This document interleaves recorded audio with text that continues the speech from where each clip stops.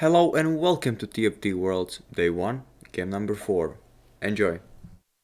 In this lobby, thanks to Chingro, one of our point leaders. Let's go ahead and hop into it and see what we got going on here in game number 5. Will be Serpentine River as a choice, so something that's pretty standard overall. Does add for some amount of player agency when it comes to all the different carousel rounds, which are no longer carousel rounds. So, more, what is really the strategy to keep in mind with a portal like this one?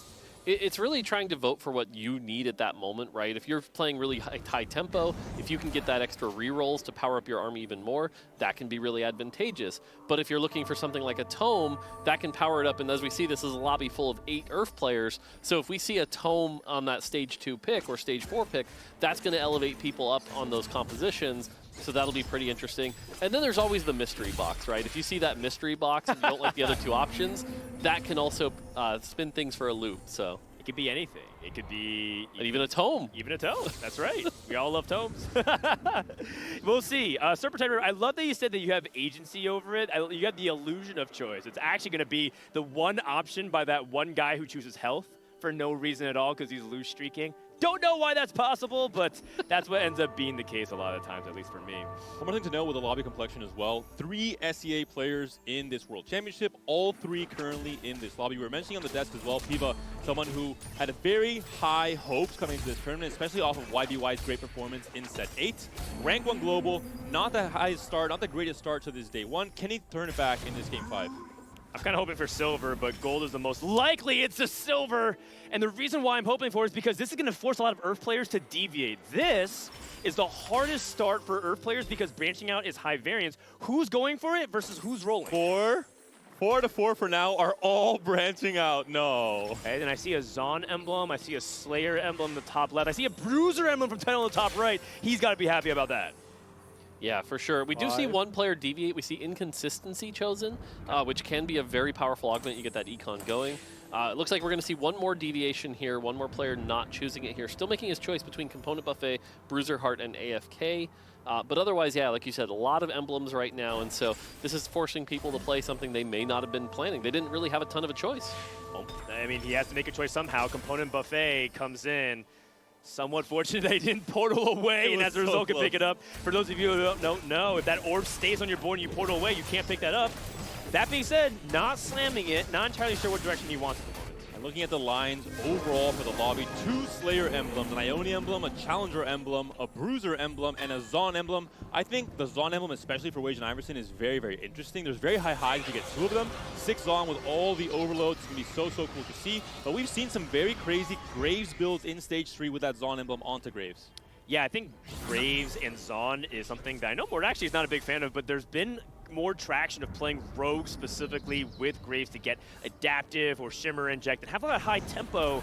And then if you're in the late game situation, get a 6 Zon on perhaps Katarina. That is really high cap, but what don't you like about that setup? So specifically, the big thing is if you don't have the right Zon, add-ons, that you're going to be put in a really bad position, and you're sort of dependent on hitting that Graves 3 very early.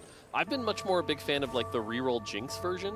That one can play a lot more of the Zon mods a little bit better. So I do think there are a bunch of ways to play it, and if you're very familiar with Zon, you can react based on which Zon mods you get. Even something like a Warwick reroll where you can get the explosion. Oh yeah. That one can do a lot of damage to power through. 2 things I want to say that. One, Weishin actually did play that exact 6 Zon 2 games ago in game number 2 off of a tilt-over start. The second is that I actually saw scrims where Weishin actually played exactly what he talked about, which is just a standard Zon, no pilled over, nothing, just go for it. He 100'd the lobby. It was a perfect game. Didn't lose a single round from start to finish in that scrim. It was crazy. So the big thing for me right now is if you look at a lot of these emblems, right, you have a Slayer emblem. And so a lot of people might just go, okay, I definitely have to play Slayer. But I think that can lead to a situation where you start not hitting your units, you don't hit your items. And again, this is what we talked about. I really liked your point about how this is the hardest version to play of Earth. You really have to have familiarity. Like, what are your outs here, right? Are you using Void? How are you adapting to this? You've already built the Bloodthirster. Is that really where you want to be? And so a lot of that flexibility is going to make or break a lot of players here, I think. And the econ here as well, having to hold all these Demacia units on the bench. Ideally, you can make 10 by selling the Vi and the Malzahar here, but being split between 2 choices, having so many players, I think it's going to be so relevant to scout, especially in this stage, and try and have some idea of what every player is trying to lean into, and at the very least, not happen like that game 4, where everyone was playing the same exact carry in stage 4. mean, my main out is to ask Mortdog to help me, but he's casting, so none of these players have their main out. It's going to be difficult. I do like your point, Sierra. Like, again, we're holding these units, right, and kind of griefing our econ a little bit, knowing that that's what we want to go towards, but that's going to put us in an awkward position where if we don't hit, and especially if it ends up being silver, right, you're going to be down a lot of resources. And so here we get a look at our first choice here. Rerolls, Component Manual, and Tome. You can see everyone kind of running to Tome here. And Thank God that everyone's an Earth player in this lobby, because if someone was not an Earth player, they would be feeling so bad in this voting round. Yeah, but you can even see, like, not everyone going towards it, right? They don't want to necessarily, you know, power up everybody else in the lobby. So Weijin going for those rerolls, trying to tempo. We see a lot of people just going for the gold here, so. Oh my goodness, here we go. The second round of Portal voting. What will win? The majority or the one guy? It's going to be Tome. I don't know, for some reason I was feeling that rerolls, which is much more open-ended, but here we go. The Tome, which unlocks some really powerful verticals. People can double up. We're talking about that double Zon, for example, gets access to 6 Zon. Double Ionia as well. We saw in the last game being so powerful for Ego, for example, was able to win that game 4. We're seeing as well for Challenger potentially, for Dark Hydra. Is a Challenger a viable win condition in this current meta, Froden? It is, but it's usually dependent on whether or not you hit the legendaries that accompany with it. Everyone knows that if you get like a Challenger Emblem on a belt at 2 or a Heimerdinger to really help that ramp that turret's really strong. I will say that the early mid-game is where Challengers have to figure out until you hit that Kai'Sa 2 Fiora 2. I think these are the two boards that are interesting to look at right now, right? Because these are the two players that did not take branching out. Yeah. And so right now, they're stuck with their Tome, and they're trying to figure out. Now, they do have the advantage of being the last one to react, right? They can look at the lobby and go, okay, I don't want Slayers, I don't want Zon, maybe it's Shurima, maybe it's something else. Yep. Which is kind of an advantage. But knowing that everyone else could be up +2, +2 is a massive increase from +1. I know math is hard there, but that's just going to swing a lot of people. Why'd you look at me when you said that, man? I felt targeted. so I'm from North America, I get it. But I at least have a degree, kind of. And Xiaoge lost that streak as well, so maybe relevant that the Tome didn't give any board strength. Maybe other players did pop their Tomes, are able to get a little bit stronger for the tail end of this stage 2. And right now we see no 100 HP players, no one going to have that perfect econ going to Krug, so that really does slow down the time at which players go 7, the time at which players roll down. Yeah, we can kind of see on the side here, it's like we're looking at who's got which emblems here, and it looks like Tidal right now getting the double bruiser, which is interesting because double bruiser often ends up being, you know, not as ideal, but it will help you hit that 6 sooner, but then you end up in this awkward position where it's like you want to keep the Sedge and the Void, so not necessarily as good, whereas someone like Nem right now has that Ionia and that Freljord that can lead into that Ashe version where all of a sudden you've got like 3 Freljord plus 6 Ionia plus 4 Vanquisher, so that's a really big hit. We also see a double Slayer here. So a few people are able to hit some things here. I want to see what Weijin gets out of his because we know he had the Zon from branching out. So we'll have to see what else he can pull out. Yeah, absolutely. It's going to be really interesting. Dark Hydra, unfortunately, we just got information that he hit Challenger plus Invoker. That's really awkward. Maybe he has something up his sleeve, but that's going to be a really unfortunate pairing for him. He's a great player. I have a lot of respect, a lot of faith on this German player, but how do you crawl out of that hole? It's going to be a very interesting pairing. You mentioned double Challenger, not going to be the high roll he was looking for. As you mentioned, double Slayer Emblem. Tidal did so well in that last game. Had such a huge spike in the mid game, especially to preserve so much HP in stage 3 and 4. Interesting item choices here for Weijin. He has Rage Blade and Sterix Gauge. When you see this, what does your head go towards? I think right now what this is to me is it is Jinx. You know, you're playing Jinx with the Ginsus. Yep. I think the Sterix goes on someone like Warwick, Echo Graves are all different possibilities here. Pops does not hit the Zon, unfortunately. I also think this is just tempo trying to stay alive. I think Weijin understands that he's relatively high in the standings, so, you know, some solid top 4s to keep the tempo might be the way to go. Does have robotic arm, so doesn't get the massive high roll with double Zon, but does have, I think, at least serviceable options compared to the Invoker Challenger pairing for Dark Hydra. Yeah. Has a Gunner Emblem, has, I think, a lot of tempo right now. He has to roll down for a little bit more combat strength, but not going to find it just yet. It's awkward because he only has 3 Graves, so committing to the full Rogues is going to be a little bit tricky, but because he has +1 Gunner, he has actually have a really high cap of getting 6 Gunners. Yes.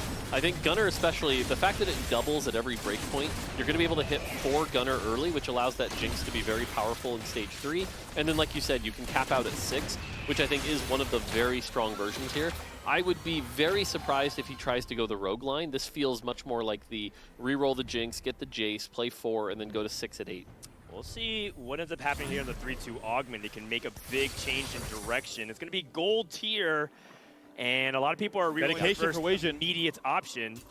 Dedication could be really big. We were just talking about the 6 Gunner's Spike. He could find it much earlier than we would expect. He slams it. Yep, for sure. I think that's a great choice here. We see some Ancient Archives, definitely some interesting options. Demacia Crest is an option. Yeah, looking around, definitely some good choices here. But yeah, the story for me here is this is going to give Wei Jin either 6 Gunner early or 6 Zon. And this is an interesting one for Wei Jin because I think you could go 6 Gunner, get 2 Gunner emblems, and spike much harder rather than the Zon, which is going to require a lot of itemization that he doesn't have. He has 4 and 4, so what's going to happen here? More interaction question. Yeah, so I believe it's the one you've put in most recently here. Okay. So this is the kind of thing where I think you'd want to avoid it happening, and you actually would just take out the one you don't want here. So this is kind of feels like a bit of a misplay. Feels very confident. Does he maybe looks know lost. the rules better than Fortan? I'm looking at Wei Jin's camera. It looks like he doesn't exactly know. Dan, every fight we've seen from Wei Jin late game, he has his hands on his head. This is Okay. Standard stuff. Good choice from the opponent, having a rated item on Captain. I'm a big fan of Stoneplate Gargoyle early game. That there's a reason why we took it off Poppy, because it was too good. Caston's usually the other good Bastion, but Qingro is on a lose streak. He did take Frequent Flyer, which is really interesting. This is actually an augment that has fallen out of favor, but under the right circumstances can be quite good. And he gets a Zon emblem, so 6 Zon vertical. 6 Zon could be really strong here for Wei Jin Iverson. Yeah, the 6 Zon here is good. He's got the Graves. That's going to allow him to get all those extra mods. Again, for me, I think I might have gone Gunner here simply because he's already got the right mod for the Jinx. But it is going to give him a ton of extra options here. The fact that he already has the Echo 2, that means he can get a mod on the Echo, the Graves, the Jinx, and then also things like the Warwick as well. So overall, I see your reaction then. I know why. Titanic Strength, double Bruiser emblem. We talk about immediate power spikes. Title is the guy we're talking about here. Yeah, the auto attack damage is not that big at first, and then you just kind of realize that the sum of its parts adds, you know, a couple thousand attack damage every single fight, which adds up over time. Not to mention that we have an early Mordekaiser. That unit's usually impossible to find, and he has it really early. He's starting to snowball now. Yeah, this is the big thing we're talking about, right? 2 Bruiser emblems will be a little awkward later, but for now, it's 6 Bruiser at 3-2. Yeah. And it is so much health that nobody really has the damage to cut through. I think the one comp that can actually do well against it is like the Ginsu's Gunners with the Jinx and things like that. But otherwise, everyone else is kind of struggling to take down this much health. Some key units found here for Qingro. Finds the Quinn, has a sword on her as well. Jarvan is on, or was on the carousel. I think he's not going to last very long in any of the games throughout the day. Overall, some key choices that are maybe helping these players stabilize now. We might see some roll downs at 3-5 if players feel they're in a dire enough situation right now after these last few fights.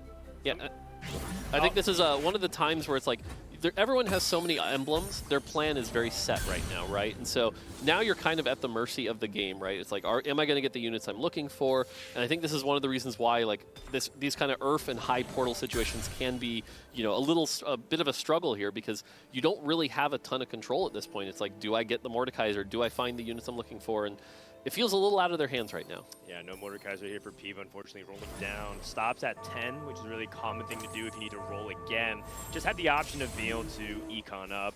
Even look at the itemization as well. Gunblade and Runins, a lower damage version of this Quinn, and it's also stuck on Quinn 1. Unfortunately, it does not look like Piva's turning around. Quinn 1 on both sides. It goes to show when you're contesting these same exact units, you roll down on 7 to 10 gold on each side. Both players cannot hit their key upgrades. Yeah, I think that's going to make a big difference here. Is able to win with the Gunblade, but I think the Fiora in particular, right? Slayer Fiora has those items, can be a pretty big difference here. Interesting to note, he went to level 7 with Frequent Flyer. You mentioned, you know, it's fallen out of favor here, so are we going to stay... strategy. Yeah, are we going to stay 7 and try to roll for Quinn while contested? That feels a little risky, but we'll usually Frequent Flyers for a 1 or 2 cost reroll. It's pretty rare they use it for 3 costs unless it's a really uncontested one like you mentioned. So I am questioning what's happening in Qingro. And keep in mind, Qingro is one of the top scorers currently in the entire field, so taking an 8 here is disastrous. Yeah, I think that would definitely be problematic here. Looking at some of these boards here, the other thing is that the tempo of the lobby, you know, we've seen this, you know, kind of off and on today, but in this lobby in particular, everyone went level 7, 3-5, rolled it down, trying to, I think, kind of the race for those key components, right? Try to find those Mordekaisers and Nazirs and things like that. And we'll talk about units, but look at the trait spike. 7 Demacia, 4 Slayers, 6 Slayers on the board we just saw from Tiva. Overall, whoever is not hitting either their units or their trade spikes, there's going to be in big trouble coming into this stage 4. One very interesting thing we're seeing here is Gargantuan Resolve for Nem. I'm curious what his board looks like at this point, nearing the end of stage 3. A lot of times people are now anchoring around Fiora, believe it or not, because Fiora is really strong with that Titans, but look at him right now on the board. Oh, I misspoke. I thought this was one of the Slayer boards. This is actually the Ionia board playing around Neela with BT Titans, which is actually quite a average. I think it's literally average if you look at the stats. It's like a delta neutral, which means that it doesn't really impact it meaningfully one way or the other. So I want to ask more, what do you think about this build? So I think this build, so Neela was originally designed to kind of be a melee champion, and a lot of people obviously use the RFCs, the extra range, things like that. I think one of the things that's underestimated, though, is that she has an AP scaler on her shield. And so with the Titans maxing, what happens is you get those really big shields, and you continually keep that going. The Bloodthirster keeps you healing. And so I think that actually can be really good and buy a lot of time for the Xayah to then do a lot of that damage. And so she ends up being really hard to take down, almost very similar to Mordekaiser. So it can work. It does get kind of countered by itself in a way. Xayahs can burst it down pretty quick. But otherwise, nothing too much here. That is a Sejuani too. With, do you want to give Exoskeleton to her? It feels like Exoskeleton's reworked to now give damage amp makes it feel less effective. I'm not entirely sure. No, I think you go the explosion here. Unstable Chem Tank. That is also very good as well. And Weijin's stuck with so many items and mods. He was rolling down his board. Very complicated board state going up against another Neela. This is Neela 2 on the other side. That's not the Gargantuan Resolve version. But he's strong enough to win anyways. That's bad news for Xiao Ge. This is for Weijin, very good news considering that was a very complicated transition. So much APM required to make it happen. Finds a win where he's on a 3-loss streak especially. Needed to find some stability, does find it. And we'll see now where exactly this 6-on vertical caps. We haven't seen on main broadcast just yet. I think it's a vertical. You see very little because players are scared of going into this higher situation of not knowing what the mods are before leaning into that vertical zone. And it's usually very hard to find that guarantee of finding 2 Zon emblems in one game. You're going to see a lot of people take things like Final Grab Bag, and this is because a lot of them are either one, trying to fight for tempo, or two, trying to rebound their economy because they know that they all in to try to play for the contested units. Title just hit a Mordekaiser 2 in the top right. Keep an eye out for that. Portable Forge for Weijin Iverson, and a support cache here coming in for Piva. What's it going to take? I think looking at this, you either take the Zephyr or the Shroud. You don't really need the extra armor and MR because you're playing Slayer. You know, I don't think you need the Zerat portal here. Takes the Zerat portal. I'm a little surprised by that choice. I'm not sure that would have been the choice. That's kind of sus to me as well. This is an early game item. Why are we taking it this late? Right. And you don't really have a backline that you're really supporting here. It's still a Quinn 1 here, so I do not like the Zerat choice here, but hopefully it works out for him. We'll see how Weijin fares. He won his last fight. Can he win against this 6-layer board from Piva with an upgraded Fiora? It's going to be very hard to do so. There's Jinx still alive, still trying to do it. And Fiora is finally taken down. The front line has been broken. The Quinn cannot do it by herself. But I'm very curious about Dark Hydra. He's taken another loss. He's down to 15 HP. And it's not really a surprise. Not because of the player's skill, but because of the combination of Challenger Emblem and Invoker Emblem. Yeah, we saw that actually in another game. If you watched off the main broadcast on some of the alternative lobbies, we saw Kuramex take a Wandering Trainer. He got like Rogue, Challenger, and Freljord. It was so awkward. And if you get these awkward combinations without hitting the 2 stars to complement them, oh, that helps. Fiora 2 helps, but is it too late is the biggest question. Yeah, I mean, this is... If you're going to take the Challenger emblem, at least try to like invest in it, see if you can get that going here. But to end up in 7 Demacia from this state feels really bad. Quinn in particular, she has this emblem, but she's not really a major benefactor of that attack speed. She really wants those massive spell casts that can delete people pretty quickly here. So it feels like a waste. The Fiora doesn't have full items here. I think we're looking at an 8th place, unfortunately, for Fiora. And this Jarvan has also pretty terrible items. Sterix and Morello Namicon is not what you're looking for. Trying to see if this Quinn can get some big damage coming in. It is still just a Nilo 1 for Nem, not good enough. And so Dark Hydra lives, and at this point, he's playing for placements. Trying to see if he can catch up on the carousel. What's he looking off the carousel? A legendary? Is he looking to just take the Jarvan too? I think the Jarvan is the biggest thing. He needs to find some more frontline. He needs to find some more time to stall for this Quinn to do something, anything at all. Oh, I forgot. It's Serpentine River. You tricked me as well, Dan. Shame on you. Well, that was a test, and you failed. All right. I'll take that one. So you can kind of see the people at the bottom of the lobby heading towards health, trying to buy a little extra time here. There's quite a few people in the mystery box here, which I think some of the high health people who are comfortable are really looking for that to switch swing things pretty crazy. And then Tidal at the top, taking the really simple component anvil. Now remember, everyone gets a component anvil regardless. So if you hit component anvil, that's going to be 2. That might give you the item you're looking for. And we see the spin here. It's anyone's odd. And we end up with component anvil. So everyone's going to get 2 component anvils. And that should help people finish those items like we saw on the Fiora, other things like that. Only to know, it's always going to be very important to vote for this if you have 0 components or if you have 2 components already. If not, you're kind of flaming your own game, because at the end of the day, someone else will have more items to build immediately on that spot. One more thing to note with Nem, he found a second Ionia emblem. He found the Ionia crest on that last augment pickup. Could be going into that 9 Ionia vertical in the very late game. Does he have the HP to work with? Does he have the gold to work with? Most probably not. Will the Gargantuan Resolve play onto the Nyla? The lobby's tempo is too high, unfortunately. In those kinds of situations, you take a high econ situation, and that's how you get it. The attack speed, by the way, is not going to be very useful for Chingro if he gets stuck on this Eternal Winter Sejuani. It is still very good. It is still very cringe, but it does end up falling.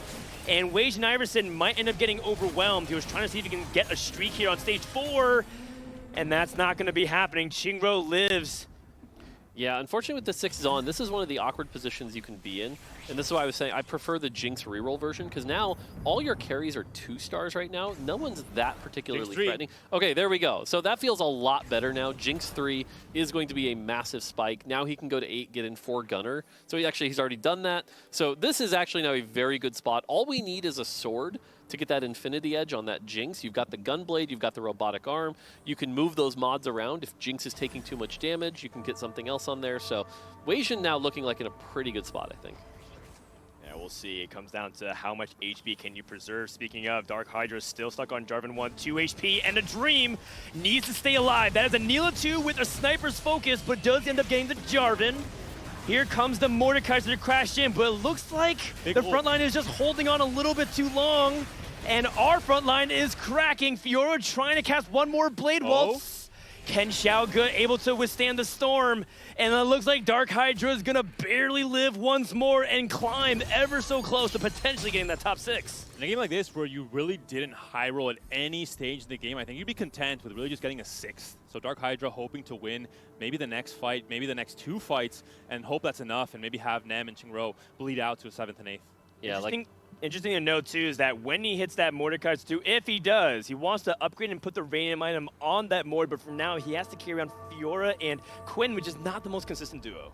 Yeah, for sure. And having to be on that Mordekaiser, like you said, that's going to be, you really want that Radiant Nashers. That's going to make a big difference here. Funny thing I wanted to point out, by the way, I count 18 emblems in this game. So, normal games we might see like 5 or 6 or 7. Does get a duplicator here.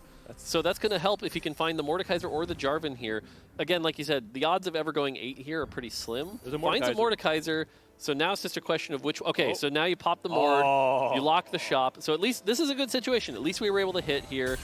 Are we going to see Galio to try and maybe sell off the one on the board, if that would even be worth it, considering he is on his very last life at 2 HP. I do like this, that he put a 3rd item on the Jarvan here to make sure the Radiant ends up on the Mordekaiser, the Fiora, and the Quinn, so really good situation. He just needs to win this fight to get that Jarvan.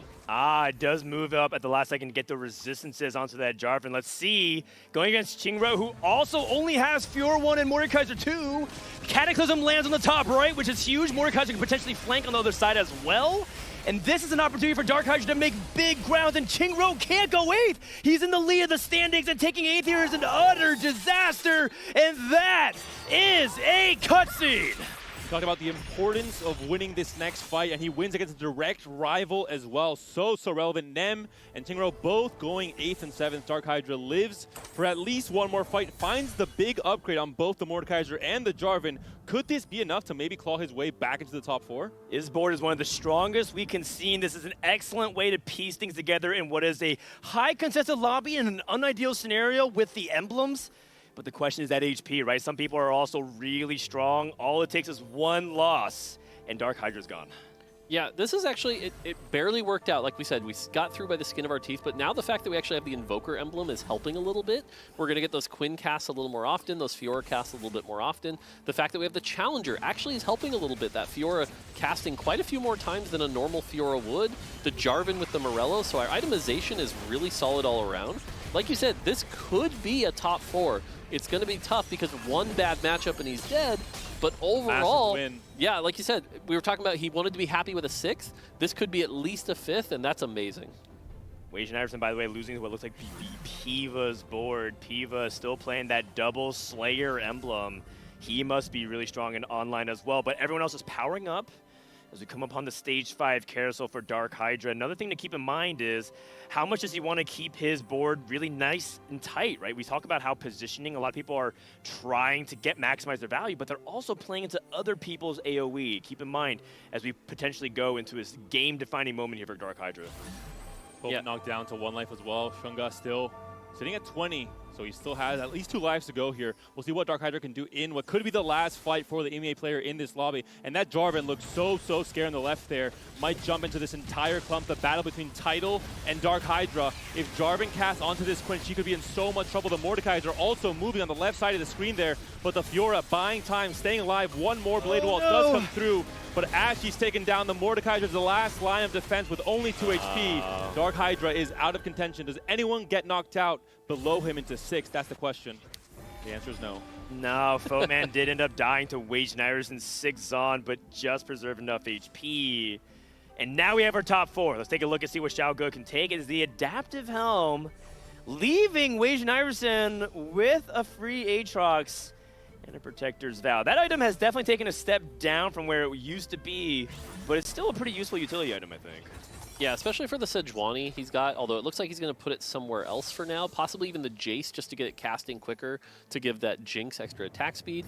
But like you said, it's still a good item. That starting mana can make a big difference. I personally like incorporating the Aatrox into the Zon. If you're able to get the Shimmer inject onto him, he's incredibly impressive because attack speed right now on Aatrox is quite nutty. He's end up instead going for Gangplank because he wants to go for the 6-gunner 4 Zon setup instead.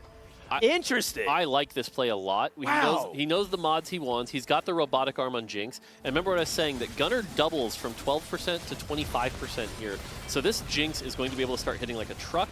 And it's got the Gunblade now. So that Gunblade's going to keep that Sejuani alive. This is a very powerful version of the comp. And so now the Jinx is ramped up here, stays alive. And look at that damage. Just completely obliterates. And so I really like this choice here. This is a very smart setup, and I think dropping from 6 Zon was absolutely the correct play. That is a tough call to make, given that you have 2 Zon emblems. You're always talking about, like, how can I play 6 Zon? It's impossible to hit. Actually lands it, but chooses to scale down in a tactical moment. And that fight almost went disastrously, too, because the Cataclysm from the Jarvan landed half a second before the Gangplank boat was able to arrive and give that CC immunity. So Wage and Iverson able to breathe a sigh of relief. Thankfully, it all worked out. Yeah, Talking about Piva as well, someone that needed to find results in this game 5, especially I think both game 5 and 6, because he was really far behind in the standings.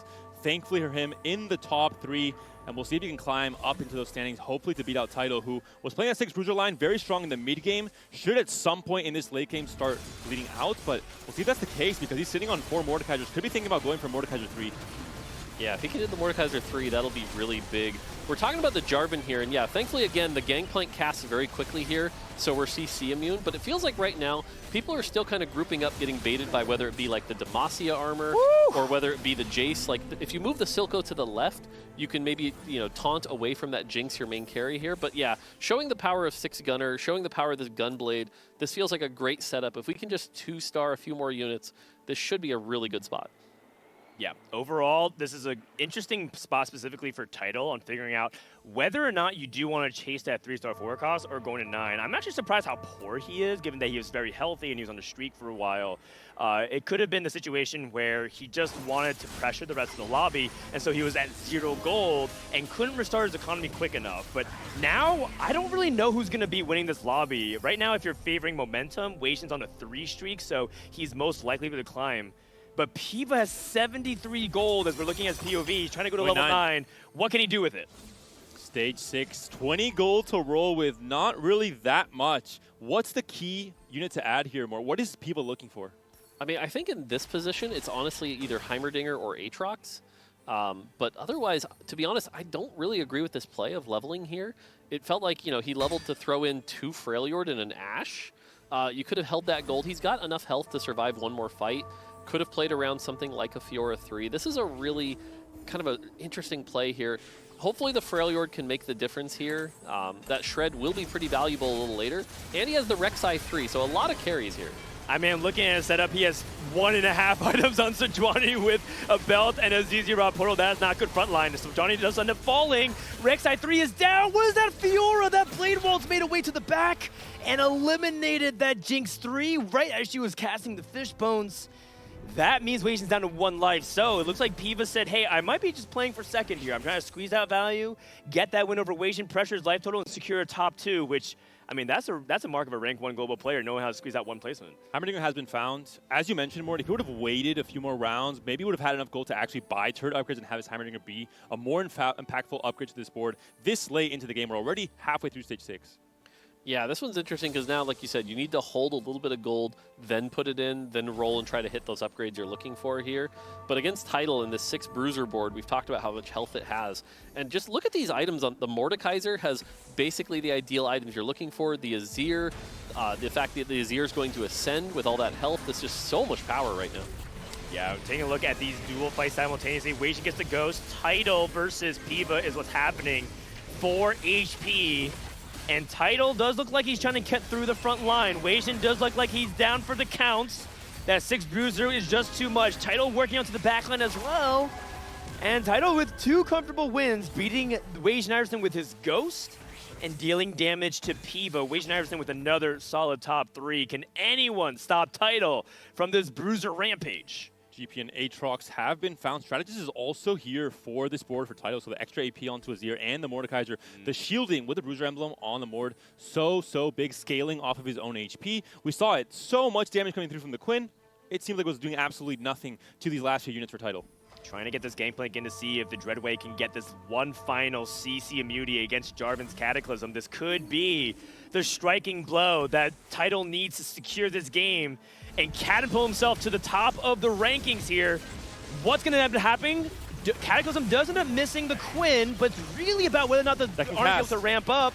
And that second cast was good enough. There's so much HP. Rek'Sai 3 is down. If Fiora drops, so will the rest of this composition, and that is going to do it for this fight. Does Tidal have enough units surviving to be able to get the kill? Does not. We're going to go to one more fight. One more voting round, or one more carousel in this case, and it will be a Scion. Could be a huge hit here with the RFC for Tidal. We'll see, are there any other great options here on this last carousel? Just Giant Slayer. Giant Slayer for Very the big. Bruisers. Giant Slayer's a great choice here, and now we can see if he held enough gold to maybe put in that Heimerdinger, get something like the burn here. Didn't end up holding on to it, so we'll have to, see what's going on. But yeah, only had 2 items on Rek'Sai. I was thinking something like Protector's Vow, whether you want to do it on a Jarvan for a faster cast or give the tier item to the Gangplank. But this is a tough situation here. The onus is completely on Piva. Tidal is the one that's winning and having a lot of comfort in these fights. Some units being sold, some last-minute additions to the board here. The Aatrox and the GP come in for Piva. Will that be enough to change the course of this fight? I don't think that's going to be the case at all. We'll see the positioning here for the Mordekaiser and the Azir, but more importantly, the Jarvan. Where is this Jarvan going to go? Can it actually deal some damage onto the board? Oh, God. Piva, and will be the case. Goes onto the GP instead. The Quinn has been untouched for now. Can he cast a second time? He does. Cataclysm comes through. The Azir and the Mord completely healthy in that backline. Fiora has done some damage onto the Azir, though, but Mordekaiser still so healthy. Can he 1v4 or 2v4 this fight? I think the answer is yes. Quinn left by herself. Mordekaiser cleaning up these last few units, and it will be a huge win for Tidal. Someone that can catapult himself to the very top of the standings. Maybe in Game 6 can find himself among those top 4.